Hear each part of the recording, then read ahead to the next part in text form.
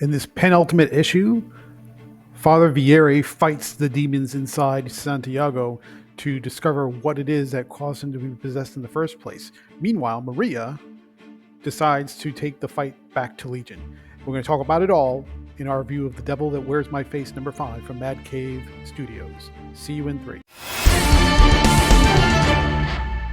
And welcome back to Comical Opinions. This is our review of The Devil That Wears My Face number 5 from Mad Cave Studios. And in this issue, Father Vieri gets a startling revelation about the reason behind Santiago's possession, while Legion makes the ultimate power play. Before we get started, please like, share, comment, subscribe, hit that bell for notification, let us know how we're doing. Your attention is greatly appreciated. Make sure you listen all the way through to the end for the final score. Let's talk about the credits. This issue is written by David Pepose, art by Alex Cormack, colors also by Alex Cormack, letters by Justin Birch, and the cover is also by Alex Cormack. That guy's busy, so more power to him. Good for you. Let's talk about what happened in the previous issue. Father Vieri, still inside Santiago's body, the two souls co-mingled with Maria, failed in their assassination attempt of Legion, who is occupying Father Vieri's body. If it's confused, you may want to go back to the beginning. It gets a little complicated, but it's not so bad. They go in an Indiana-style chase through the city to escape after the assassination attempt failed, and Father Vieri tries to get the jump on Legion a little bit later on a ship that's off the coast of the city. Legion gets a little bit of an end around and flanks Father Vieri inside of Santiago's body and stabs him with the magical sword that's supposed to free his soul. And the ship goes down in flames with Santiago's body with Father Vieri inside, on board and supposedly dead. Now we pick up with this issue. So what happens now? Legion inside Father Vieri's body goes back to the main church in the Vatican, and after he'd already killed Monsignor Mancini, or I should say Cardinal Mancini, and he chastises everyone and starts spreading rumors about Cardinal Pentecost, implying that Cardinal Pentecost is on the side of the Freemasons, who at that time of history was an enemy of the church. And so now the Legion demon spawn inside Father Vieri's body is planting seeds of doubt and mistrust and conflict within the different leadership members of the church to put distraction and distance away from him. Meanwhile, inside Santiago's body, the souls of Father Vieri and Santiago come together, and he finds Santiago chained up with these large chains that were built from some kind of sin or curse or something, and they're effectively fighting on a metaphysical level to free Santiago. And what we find, which is supposed to be the big reveal, whether or not it's big is sort of up to you, is that the chains, the things that were holding Santiago down, the sins or the curses or whatever you want to call it, that allowed Legion to enter his body and make the possession possible, was guilt. And it was guilt over harming his brother because his brother came home in a drunk stupor one night and tried to force himself on Maria.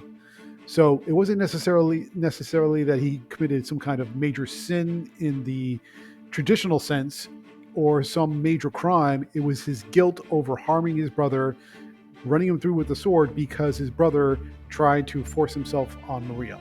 So even though he's defending Maria, his guilt over the situation weighed down on his soul, overwhelmed his sense of worth, and that depression and that darkness allowed his spirit to open up to be susceptible to the possession by Legion. That's the big kind of question mark of how this all happened in the first place. But what Father Vieri's soul manages to do is to convince Santiago that he was acting in the right way or for the right reasons, and that he should let go of his guilt, and together the two of them can overcome the darkness that's still holding them down. That works, and they will eventually manage to escape the burning ship and make it back to land. Meanwhile, Maria decides that if she can't get any help from anybody else, she's going to take the fight directly to Legion. She sneaks into the Vatican and tries to assassinate Legion inside Father Vieri's body by shooting him.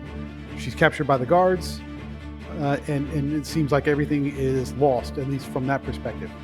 Meanwhile, Legion uses the opportunity to spread more seeds of doubt that the leaders who might have been against him or might have been originally on Father Vieri's side might be working with the Freemasons, might be in league with the devil. And what happens is Cardinal Pentecost, who is now the next target for Legion's lies and rumor mongering, figures out that Father Vieri is not who he says he is, which means Maria was telling the truth. So he tries to set Maria free, but not before we find out that while he's spreading all these rumors and making all these claims, Father Vieri, or Legion inside Father Vieri's body, makes a play to become the next pope. And then that's where we leave off. Now Legion, who is a demon living inside Father Vieri's body, is the new Pope of Rome and in control of the entire church. Maria is back in prison. The Cardinal Pentecost, who now knows the truth, unfortunately was put down by Legion by using a magical spell that crushed all his bones. So now he's out of the picture and presumably dead. But Father Vieri and Santiago, together in Santiago's body, have survived their ordeal on the burning ship, and now hopefully we can all come together and dispel the evil, but we'll see. This is the penultimate issue. We've got another one to go, and the next one is a finale, and then we'll see how it plays out.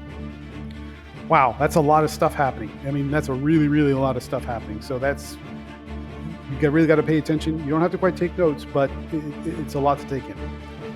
So what do we like about this particular issue? Before we get into that, I want to just address the topic real quick.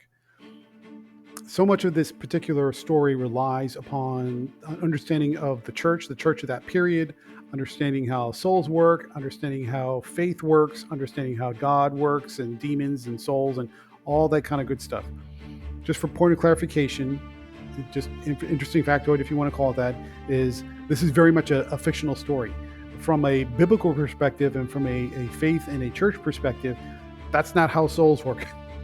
That's not how possession works. That's not how sin works, or demons and hell and everything else. So please understand that this is not a accurate representation of Christianity or or Catholicism and faith and what have you. People still do terrible things, whether they're wearing the collar or not, whether they're wearing the frock or not. That absolutely is true. Just from a perspective of demons and how they possess souls and how souls fight with, can inhabit bodies and how that whole mechanism works, this is absolutely a work of fiction and not at all in concert or in alignment with biblical precepts and how that really works. There are such a thing as devils and demons. That is a biblical fact. But as far as how they inhabit bodies and how possession works and how souls can be saved or not saved and the effects of sin on a particular soul and or body, this is very much fiction and not at all to be taken as accurate. So if you're wondering, no, this is not how the church works. It's not how faith works. It's not how Christianity works. Just put that out there just to be clear. So what do we like about The Devil That Wears My Face, number 5? There's a lot of twists and turns, a lot of plot development, a fair bit of, not gore, but gruesomeness, and horrible things happen. Legion is absolutely a formidable villain, somebody who is pure evil, and you definitely want to see them get their comeuppance, which is good. That's where you want things to go. The twists and turns involving Father Vieri and Santiago are an interesting development. We want to see how that plays out. And it definitely feels like all parties are moving with momentum towards a specific goal, which is the finale in the next issue. So the momentum is ramping up, and that's what you want to feel in a penultimate issue. So on all those aspects, this was a successful issue from David Pepose. On the downside, what should have been the big revelation about how Santiago got possessed feels loose. Is probably the right way to put it. It sort of feels a little bit not manufactured. I'm trying to find a good way to say this. It should be a big deal. It doesn't come off as a big deal. Santiago was defending Maria because of another man trying to force himself on her, and yet he was somehow so guilty about that allowed him to be opened up to possession by legions of demons. It feels a little convenient and or manufactured. It doesn't quite sit right. It doesn't hit with. It would be different if Santiago was the one that had attacked Maria, and then he maybe did something after that, or I don't know. There's different ways to workshop it, but it should have been a big reveal. It didn't come across that way. It felt kind of weak as a circumstance that would allow something this big, this huge of a possession by Legion to become possible. It should have been something that matches how low Santiago had to have sunken to make that possible. We all get depressed over things that happen, or mistakes that we made, or guilt over bad things that happen. But for it to go that far, that would open Santiago up to something that big, it didn't quite match. So it felt a little bit less than ideal. Okay, let's talk about the art from Alex Cormack. There's a lot going on here, and Alex Cormack pretty much nails it. There are visitations to this metaphysical realm of hell, battles against at least mental manifestations of demons and devils. There's a death scene with Cardinal Pentecost that is gruesome. That reminds me of the death scene in the remake in some Italian horror films that we've seen recently. There was a remake, and I can't remember the film, but that's okay. We'll get back to that one.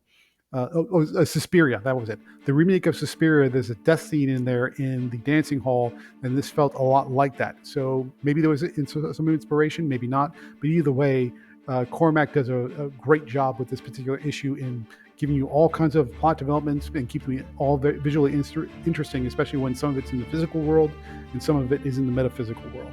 And it all comes together pretty great, and the coloring is just as good as the pencils and the inks. Final thoughts. What do we think about The Devil That Wears My Face #5? Great plot development, lots of interesting visuals, the plenty of twists and turns to keep you engaged. Momentum is building towards the finale, which is what you want. And generally speaking, this is a solid issue overall. The one downside is the revelation about how Santiago got possessed in the first place. It should have felt bigger. It didn't feel bigger. It felt it didn't match. His actions didn't match the result with Legion, and that's a little bit of a downer. But overall, this was a great issue. So we're going to give The Devil That Wears My Face #5 from Mad Cave Studios a 9 out of 10. Hope you enjoyed this review.